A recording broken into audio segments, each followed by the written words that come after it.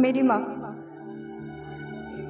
जो सिर्फ कुर्बानियां देना चाहती थी, सालों तक उन्होंने जुल्म सहा। अब उन्हें अपनी आवाज मिल गई है और आज वो पहली दफा अपने लिए खड़ी हुई है। लव यू अम्मा।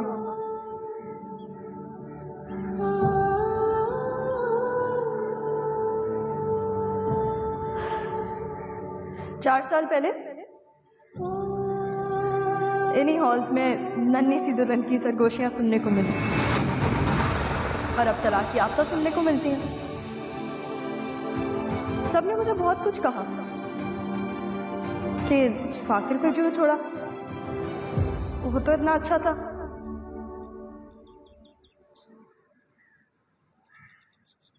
और वाकई फाकिर बहुत अच्छा था और आज भी है।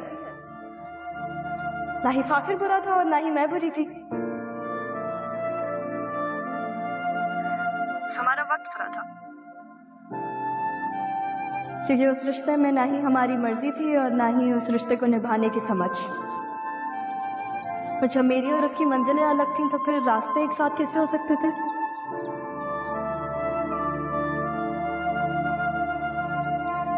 लेकिन आज मैं बहुत खुश हूं क्योंकि मैं एक इंजीनियर बन गई हूं और फाकिर अमेरिका की टॉप यूनिवर्सिटी से पढ़ रहा है।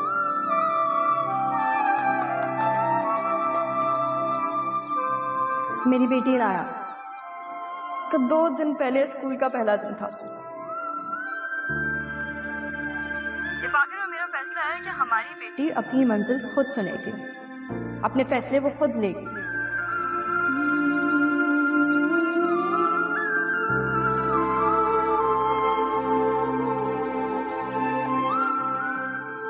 कहते हैं कि तलाक का रेशियो बहुत बढ़ गया है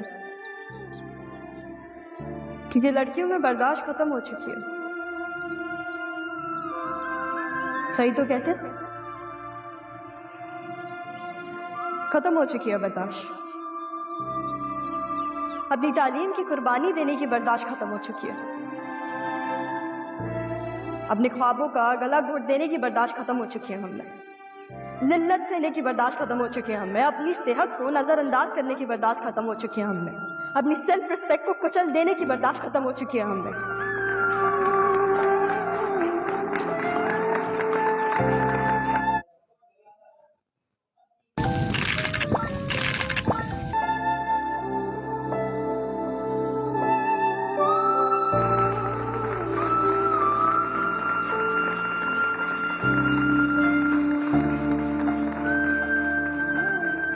पैदा होते ही हमारी जिंदगी किसी और के हवाले कर दी जाती है। हम तो बस अपनी जिंदगी जीने का हक मांग रहे हैं। इसमें गलत क्या है? आप लोगों को एक बात बताती हूँ। यूएन की रिपोर्ट के हिसाब से पाकिस्तान में हर 6 में से 1 लड़की की शादी कम उम्र में होती है। इसका मतलब यह है कि 1,90,00,000 चाइल्ड ब्राइड्स हैं इस मुल्क में और हकीकत में ये नंबर कहीं ज्यादा होगा। और कितने बच्चों की मर्जी शामिल होगी इन शादियों में, ये बात हम सब जानते हैं।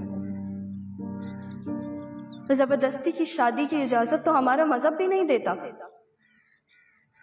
एक बात याद दिला दूं मैं आप सबको कि 18 से कम उम्र में शादी करना पाकिस्तान में एक जुर्म है और बाकी सारी जुर्म की तरह ये बस एक कागज पे ही जुर्म रह गया है। लेकिन हम इस बात को सीरियसली लेना चाहते हैं, इसलिए मैंने, मेरी बड़ी अम्मी और मेरी अम्मा ने एक फैसला लिया है।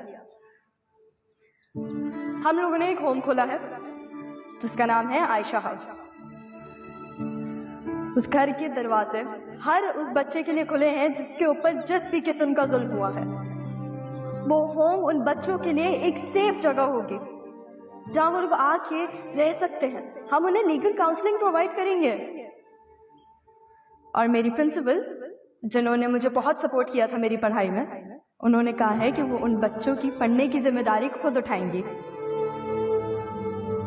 ये हमारा अहद है कि इस मुल्क का हर बच्चा और हर बच्ची पढ़े। और अब लड़के पढ़ी लिखी लड़की से घबराएंगे नहीं, बल्कि उन्हें अपनी जिंदगी का एक अनमोल असासा समझेंगे। और एक बात याद रखिएगा, एक औरत को तालीम देंगे तो उसके पास नस्ल बदलने की ताकत है। वो कौम कभी जाहिल नहीं रहेगी जिसकी औरतें पढ़ी लिखी होंगी।